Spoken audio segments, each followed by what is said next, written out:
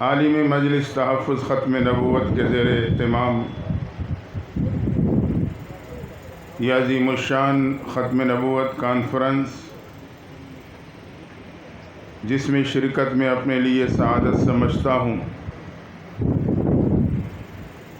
اللہ تعالی ہم سب کی حاضری کو قبول فرمائے۔ حضرت مولانا پیر حزب اللہ صاحب دامت برکاتہ العالیہ، حضرت مفتی عبدالرؤف شاکر صاحب دامت برکاتہ العالیہ کے بیانات آپ نے سماعت کیے۔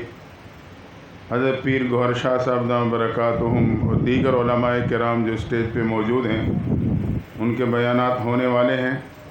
میں موقع کی مناسبت سے مختصر سی باتیں آپ کے سامنے عرض کرنا چاہوں گا۔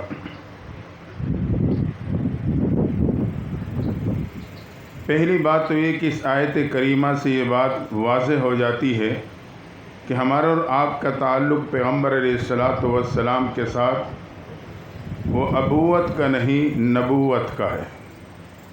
یہی وجہ ہے کہ اللہ نے آپ کی نارینہ اولاد کو ایک ایک کر کے واپس لے لیا تھا،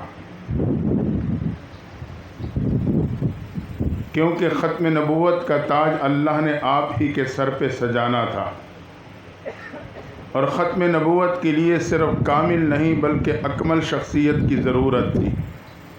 ویسے تو ہر نبی کامل ہے، لیکن ختم نبوت کے لیے اکمل شخصیت کی ضرورت تھی، اور وہ ذات صرف و صرف آپ ہی کی ذات تھی۔ یہی وجہ ہے جب حضرت آدم کی واری آئی تو اللہ نے فرمایا اسجدوا لآدم، حضرت آدم کو سجدہ کرو۔ لیکن جب میرے محبوب پیغمبر کی واری آتی ہے تو اللہ تعالیٰ صرف دوسرے کو حکم نہیں دیتے، بلکہ اللہ فرماتے ہیں ان اللہ و ملائکتہ یصلون علی النبی، اللہ تعالیٰ خود اس عمل میں شامل ہو جاتے ہیں، کیونکہ آپ کامل نہیں اکمل ہیں۔ آپ کا مقام تمام انبیاء سے بلند۔ آدم علیہ السلام کو اللہ نے جنت کا پتھر حجر اسود عطا کیا تھا، لیکن میرے محبوب کو اللہ نے روضۃ من ریاض الجنہ، پورے جنت کا ایک ٹکڑا عطا کر دیا تھا۔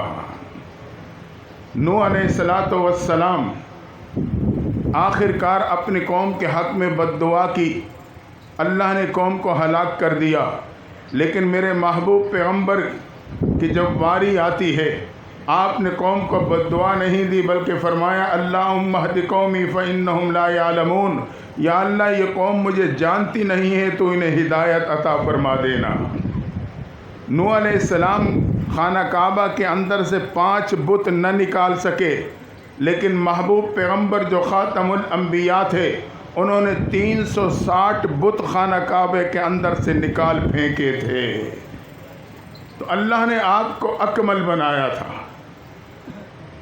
ابراہیم علیہ السلام کو اللہ نے مقام ابراہیم دیا، واتخذوا من مقام ابراہیم مصلی، لیکن میرے محبوب پیغمبر کے بارے میں قرآن نے کہا عسیٰ ان یبعثک ربک مقاما محمودا، اللہ نے آپ کو مقام ابراہیم کے مقابلے میں مقام محمود عطا کر دیا۔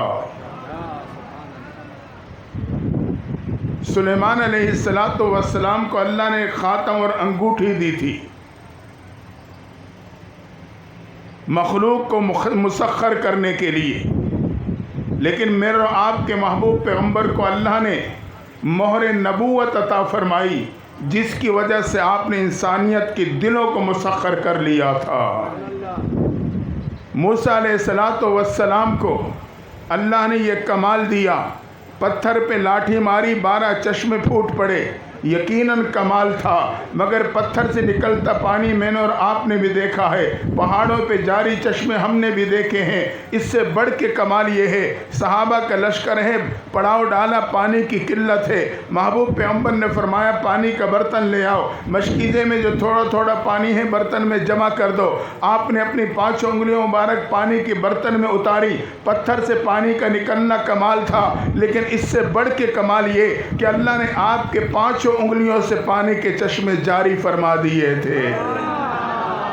عیسیٰ علیہ السلام کو یہ کمال دیا، مردے کو کہتے کم بإذن اللہ، अल्लाह के हुक्म से ज़िंदा हो जा।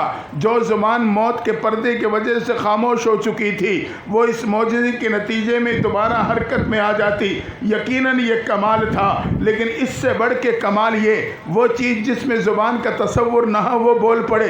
अबू जहल की मुट्ठी में कंकरियाँ हैं, भतीजे बता मेरी मुट्ठी में क्या है, ईमान ले आऊँगा।